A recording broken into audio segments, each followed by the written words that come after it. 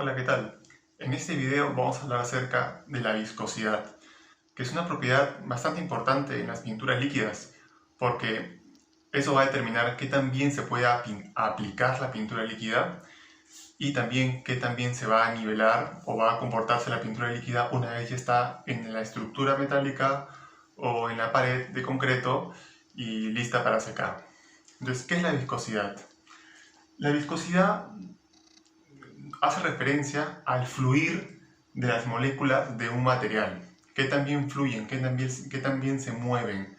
Las pinturas más espesas, en las pinturas más espesas sus moléculas fluyen bastante poco, avanzan bastante lento. En cambio, en las moléculas más ligeras, en las pinturas líquidas más ligeras, las moléculas avanzan con más fluidez, más rápido. Por ejemplo, acá tenemos como ejemplo un tubo, una tubería, en donde dentro está fluyendo un líquido. Si hacemos zoom en el material, en el líquido, podemos ver de que hay moléculas. El líquido está formado por moléculas. Y las moléculas están, como en toda sustancia en estado líquido, las moléculas están atraídas no tan fuertemente como los sólidos, por eso no están como que en forma compacta, pero sí están atraídas con fuerzas intermoleculares. Eso hace que la molécula fluya.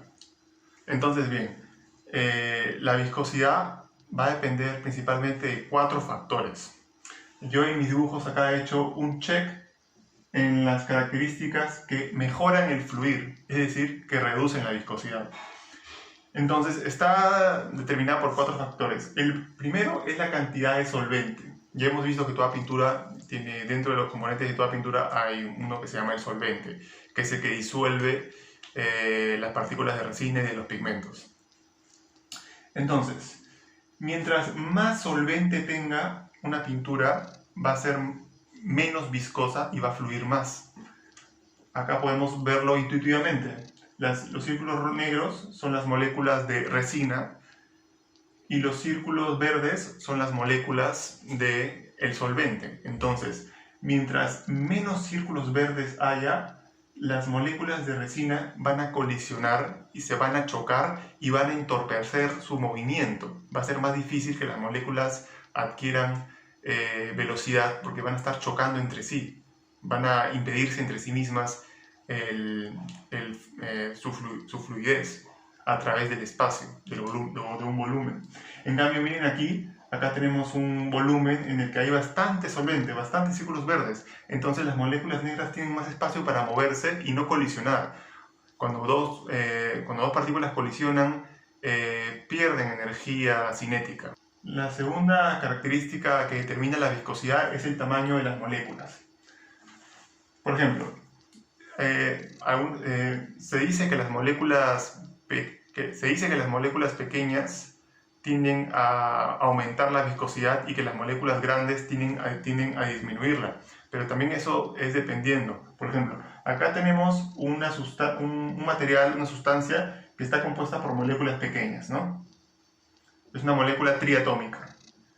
Y podemos ver que mientras más pequeñas son las moléculas, más cerca van a estar y se van a generar fuerzas electromagnéticas entre sus átomos más fuertes, porque por la ley de Coulomb la fuerza electromagnética es inversamente proporcional a la distancia entre las cargas. Entonces, mientras más cerca estén las moléculas, la fuerza de atracción electromagnética va a ser mayor y va a ser más difícil de que van a fluir un poco más lento. ¿Por qué? Es un poco intuitivo. Porque si una molécula, digamos que acá tenemos 2 moléculas, si una molécula y están unidas por una fuerza electromagnética, si la molécula avanza, la fuerza electromagnética que le genera este átomo a este átomo detiene que avance, porque están unidas, acá hay un resorte. Si acá hay un resorte, entonces esta molécula de acá va a impedir de que esta se vaya muy lejos.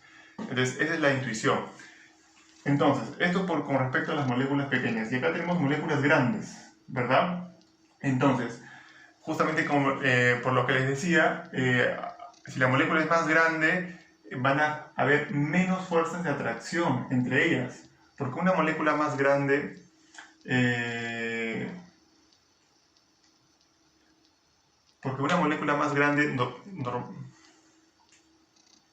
Porque una molécula más grande normalmente tiene menos puntos de contacto en el que se generan atracción. Entonces, por ejemplo, en esta molécula grande, esta zona de aquí, digamos, no genera fuerzas electromagnéticas de atracción con esta zona de aquí. En cambio, hay zonas en que sí. Entonces, son estas zonas las que van a, de alguna manera, entorpecer la fluidez de la sustancia. Pero acá tenemos un caso completamente diferente, en el que, por ejemplo, esa es una molécula hidrocarburada, ¿no? Es un polímero, por ejemplo, digamos, que son bastante comunes en la fabricación de pinturas. Y en este caso, estos átomos generan una fuerza de atracción en los otros átomos de carbono. Es una fuerza de atracción dipolo-dipolo, es una fuerza de atracción dipolo-dipolo temporal, ¿no? En que los electrones del carbono se van para arriba y luego se van para abajo, se van para arriba y se van para abajo, haciendo que que las dos moléculas estén unidas temporal, porque los electrones no están fijos en el lugar, sino que están moviéndose. Obviamente este tipo de fuerzas, llamadas también fuerzas de Van der Waals, no son muy intensas, muy potentes, ¿no? Son fáciles de separar. Pero en este caso, a diferencia de sí se generan bastantes fuerzas electromagnéticas de atracción entre las dos moléculas. Entonces, incluso esta molécula, aunque sea más grande que estas, puede hacer que sea más viscosa que esta. Y que el material compuesto por este tipo de moléculas sea más viscoso y más espeso. El tercer factor que determina la viscosidad es la simetría de las moléculas. Este es bastante intuitivo también. Si tenemos moléculas simétricas, van a engancharse entre sí, como piezas de un rompecabezas. O sea, como son simétricas, las moléculas encajan entre sí, son compatibles y se van a acercar más. Como se van a acercar más, las fuerzas electromagnéticas van a ser más fuertes. Parecido a lo que pasaba aquí. Como las moléculas aquí son pequeñas, las moléculas se van a acercar más y van a tener fuerzas electromagnéticas fuertes. Igual aquí. Pero ¿qué pasa si, por ejemplo, la molécula es asimétrica? Esto quiere decir de que, por ejemplo, en esta zona hay un grupo químico, luego acá hay otro grupo químico. Entonces, ¿cómo dos piezas de un rompecabezas cómo dos piezas de un rompecabezas que tienen diferentes formas van a encajar? Entonces, esto podríamos entenderlo como si fueran dos piezas de un rompecabezas que no encajan, por ejemplo, que una pieza tiene un círculo en un extremo y que el otro, en vez de tener un hueco, también tiene un círculo. Entonces, no van a encajar y van a estar más separadas.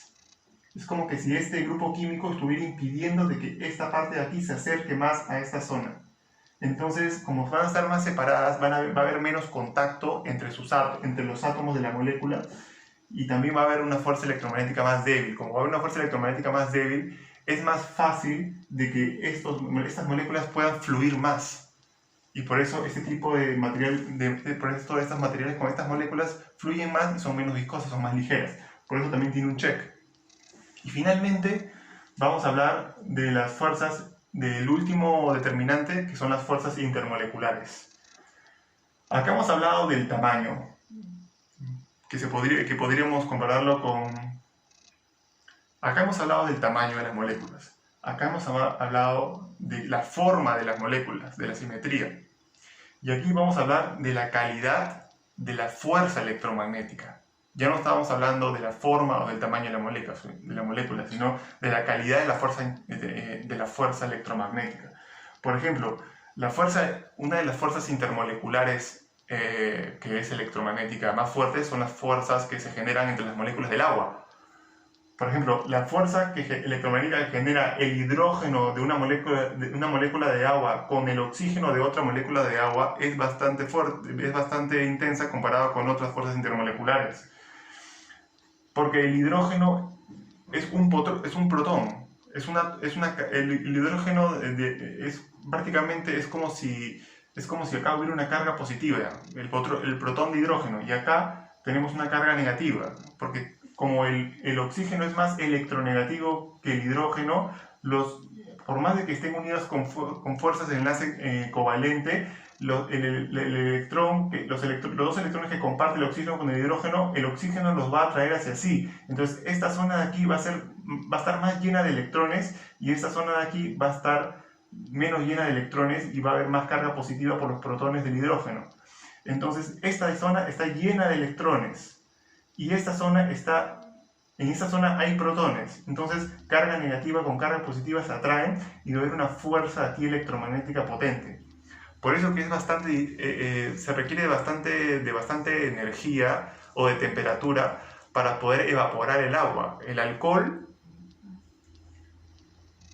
para poder evaporar el agua. Hay otras sustancias que se requiere menos energía, en cambio el agua se requiere relativamente bastante, son 100 grados centígrados, justamente por estas fuerzas, porque queremos separar estas dos moléculas. Entonces, mientras más intensa sea la fuerza intermolecular, va a ser más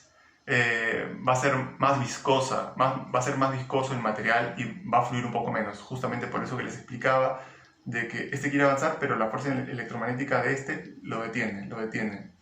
En cambio, acá tenemos fuerzas intermoleculares carbono-carbono, como les expliqué aquí, que son fuerzas dipolo temporal. Esta acá es una fuerza dipolo permanente, por si acaso, porque los electrones siempre van a estar en el oxígeno. Los electrones siempre van a estar en el oxígeno y nunca en la zona de los hidrógenos. En cambio, en el dipolo temporal, los electrones van a estar en la zona de arriba del carbono, en la zona de abajo del carbono, en la zona de arriba del carbono, en la zona de abajo del carbono. Y acá se van a generar unas fuerzas también. Pero estas fuerzas son más débiles que las fuerzas de dipolo permanente. Estas son fuerzas dipolo temporal, también llamadas fuerzas de Van der Waals. Estas son un tipo especial de fuerza de dipolo permanente que se le llama enlaces de hidrógeno, porque son tan, digamos, como son tan conocidas por su fortaleza, en lo que es fuerzas intermoleculares, se le da un nombre especial, que son las fuerzas que mantienen el hidrógeno con el oxígeno. Son fuerzas de hidrógeno con oxígeno prácticamente. Y estas son fuerzas de dipolo temporal, que no son tan fuertes. Entonces, ¿cuál va a ser qué material va a ser más fluido y menos viscoso? Pues estas. Porque si este avanza, si esta molécula de acá avanza, la de abajo, la de arriba, la fuerza que le genera la de arriba es menos potente. Entonces va a ir el punto para que esta molécula avance más. Entonces esta molécula va a recibir menos resistencia para avanzar. En cambio esta no. Entonces, en conclusión, estas 4 características son importantes a considerar al momento de formular una pintura, porque de eso depende la fluidez que tenga la pintura al momento de ser aplicada. Y pues mientras más viscosa sea una pintura, se va a necesitar más energía para poder hacer de que la pintura avance, fluya. Y esa energía en forma de presión, ¿no? Entonces se necesitaría más presión para que la pintura avance en caso de que la pintura sea bastante viscosa, considerando estos fundamentos.